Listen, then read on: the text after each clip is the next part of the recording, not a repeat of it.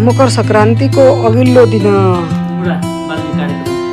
भन्छन् कि हामीसँग त बाँस छ, बाँस मुढा नभेट्टाएर अहिले अब यो कलिगमा कहाँ मुढा भेट्टा जाँगर भयो त हो क्या अब वनफडानी गऱ्यो भने उल्टै हान्लान र घरबाट हाम्रो दाउरा यस्तो हामीले औद्योगिक क्षेत्रबाट किनेर ल्याएको दाउरा हुँदै फेरि हामी माघी मनाउन लाग्छौँ। भोलिको माघी अघिल्लो दिनबाट आगो तापेर रातभरि भजन गाएर बसेर उज्यालो बनाउँथे अरे पहिलाकाले। अहिले त भक्ति हराएन।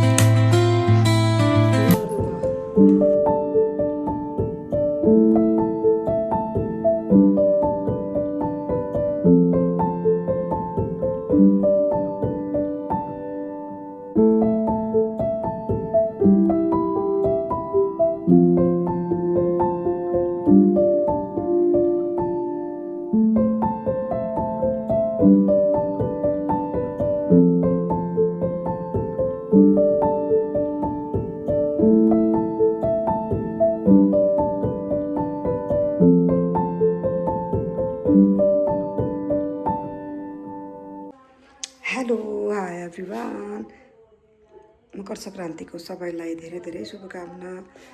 बन्तरुल गन्जी अनि दारुल धोएर एकदम ठिक्क छ। अब यसलाई बोइल गर्न राख्ने हो। अनि आमाले चाखु र लड्डु पनि बनाउनु भएको छ, तर लड्डु र चाखु चाहिँ भोग लगाउनु लैजानु भएको छ भगवान्लाई। तरुल चाहिँ धेरै नै ल्याएको थियो, फेरि धेरै खाँदैनन् सबैले। आज धेरै कुराहरू हुन्छ नि त खानको लागि, त्यही भएर थोरै नै बोइल गर्ने हो र थोरै नै पखालेको छु मैले। यो चाहिँ आमाको भान्सामा हो। हामी आज एकै ठाउँमा बस्छौँ हामीहरू आमासँग, तर आज चाडबाडको बेलामा हामी आमासँग नै आमाको भान्सामा खाने गर्छौँ। त्यो भएर कुकरमा सबै एक ठाउँमा रिमिक्स भइसक्यो।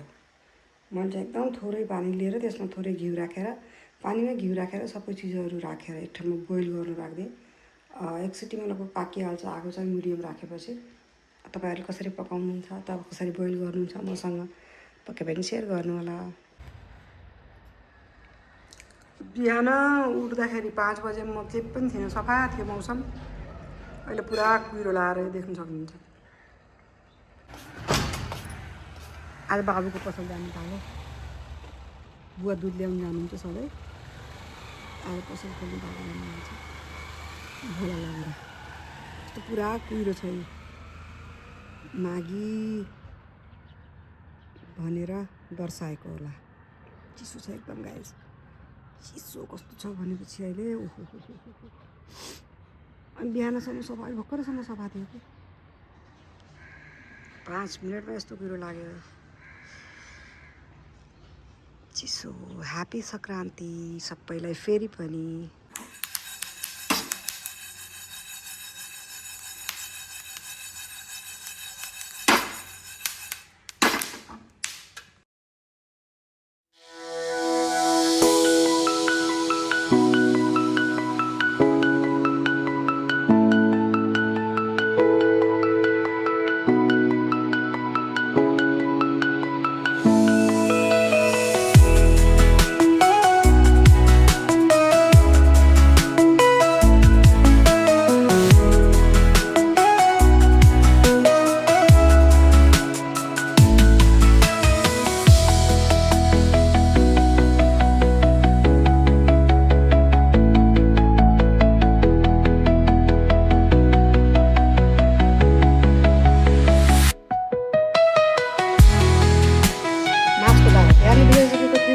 पखालेर राम्रोसँग, तर पनि यसको बोक्रा चाहिँ जति पखाले पनि पुरै फुल्ली जाँदैन।